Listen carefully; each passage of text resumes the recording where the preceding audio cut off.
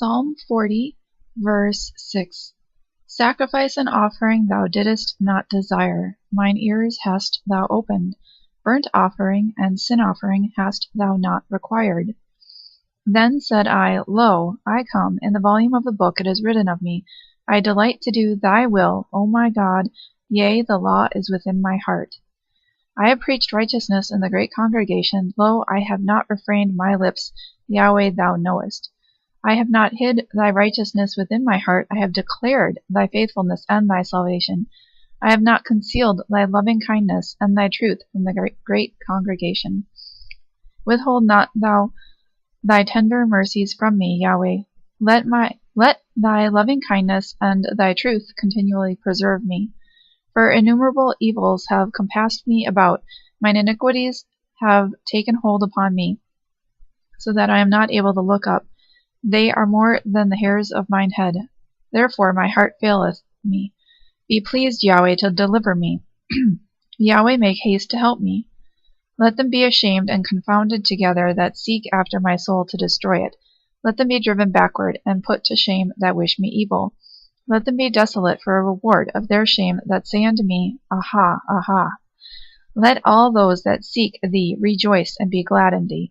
Let such as love thy salvation say continually, Yahweh be magnified. But I am poor and needy, yet the Lord thinketh upon me.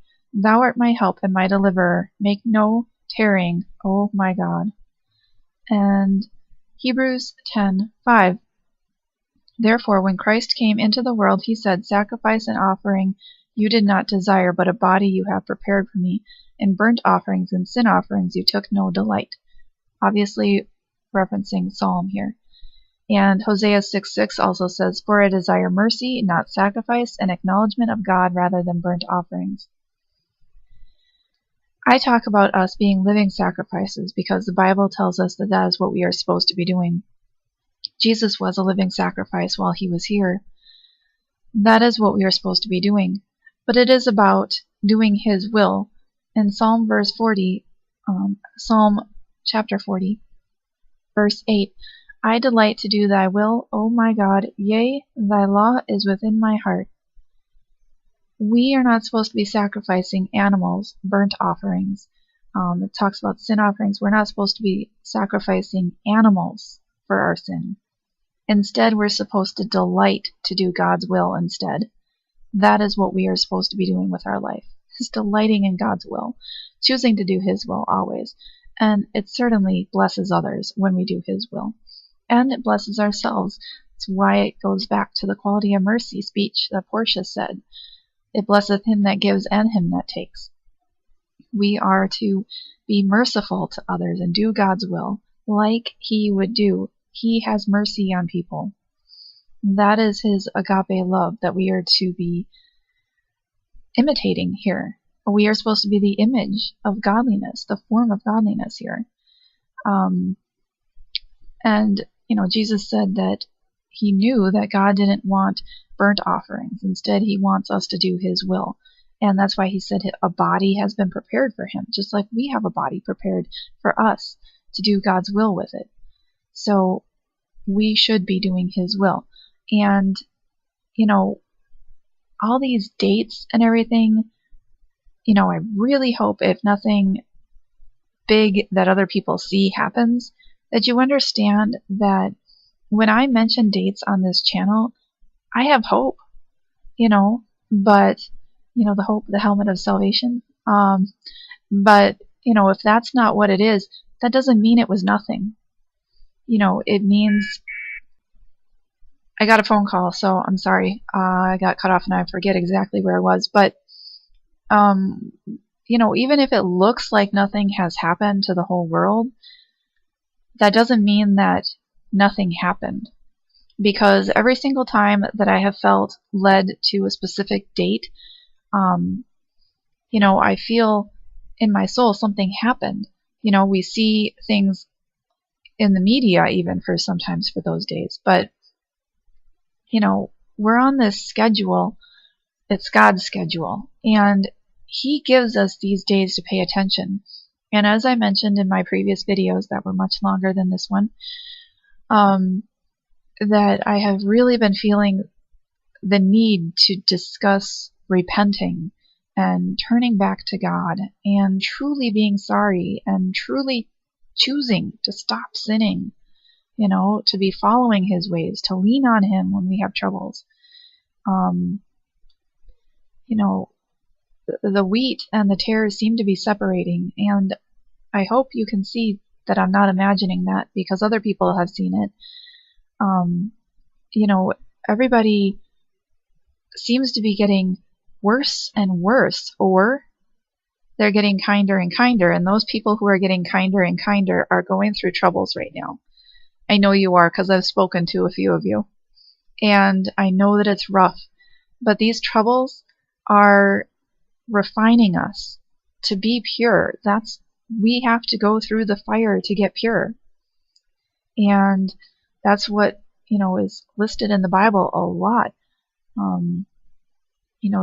The getting rid of the dross, which is the bad stuff. I'll leave a playlist, I hope, about getting rid of the dross and what it means in refining metals. But that's what we're supposed to be doing. You put us in to the hot fire, the trials, the tribulations, and then we get stronger when we lean on God and we choose not to sin, and instead we choose to follow God instead. That's how you get rid of the dross, the bad stuff. He burns it out of you. He burns the sin out of you. And that's what we're doing right now. That's why I know that a lot of you who are really trying to follow God are going through troubles right now. I know you are. But that's the moment when you choose. You choose. Who do you follow? When times get rough, do you turn to God? Or do you fall back into sin? And that's what you're going through right now, and I know many of you are. We have to burn that out of us, and that's what these trials and tribulations are all about. They strengthen us. They make us better, more pure.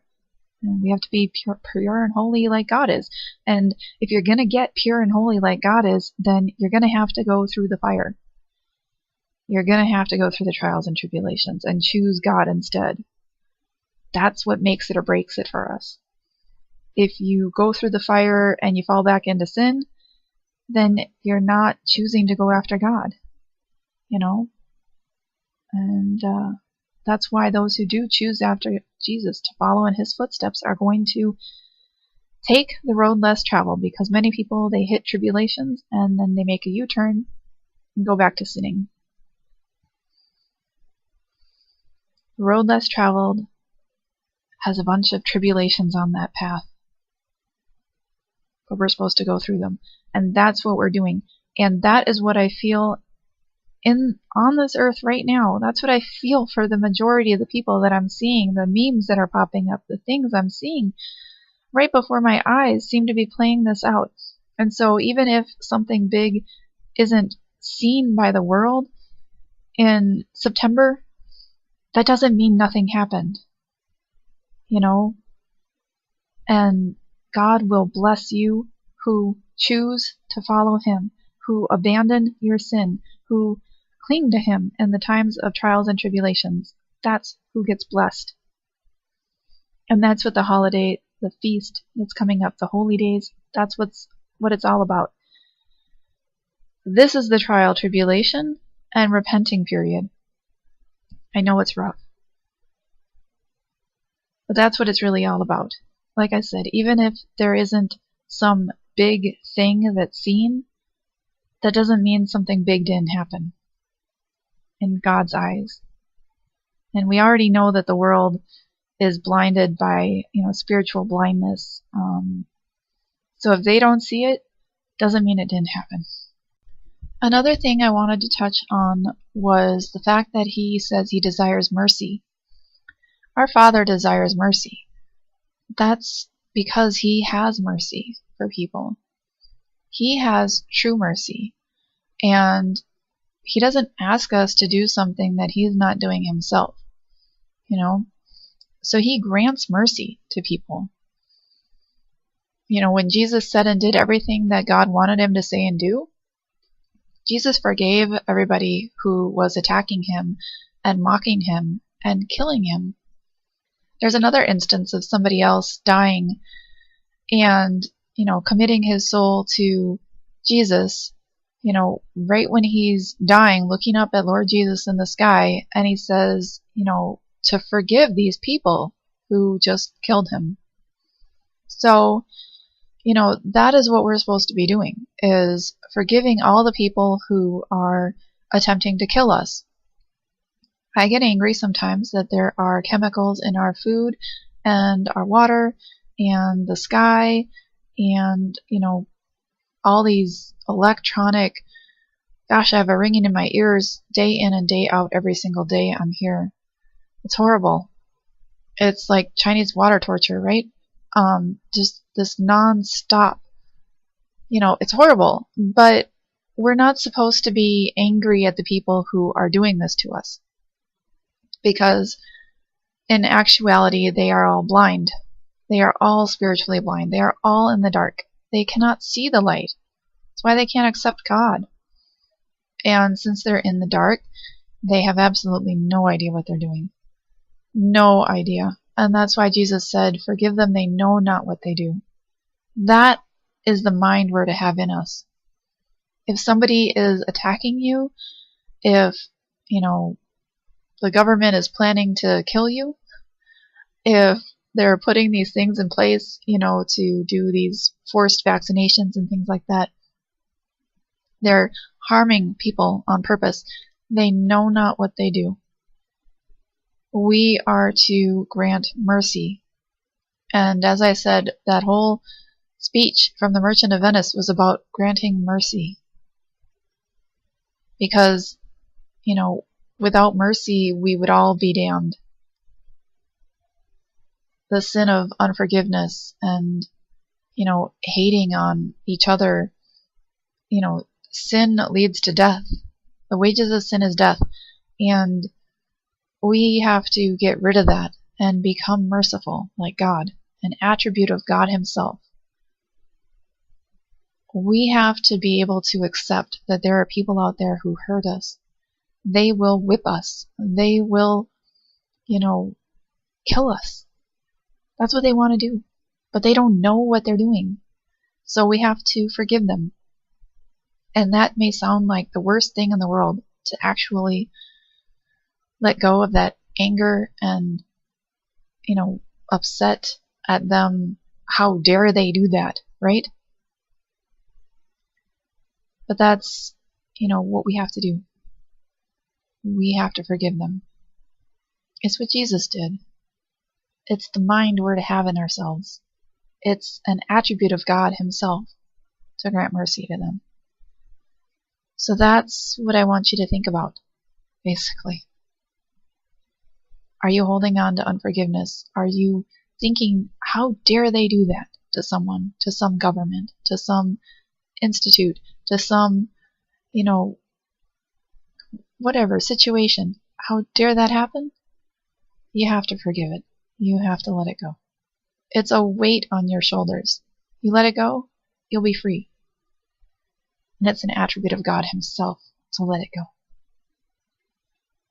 God told us to be angry and sin not, and to forgive before the day is done. That's what God does. That's why it's called the day of the Lord, the day of Yahweh. Because he won't let his anger go past one day.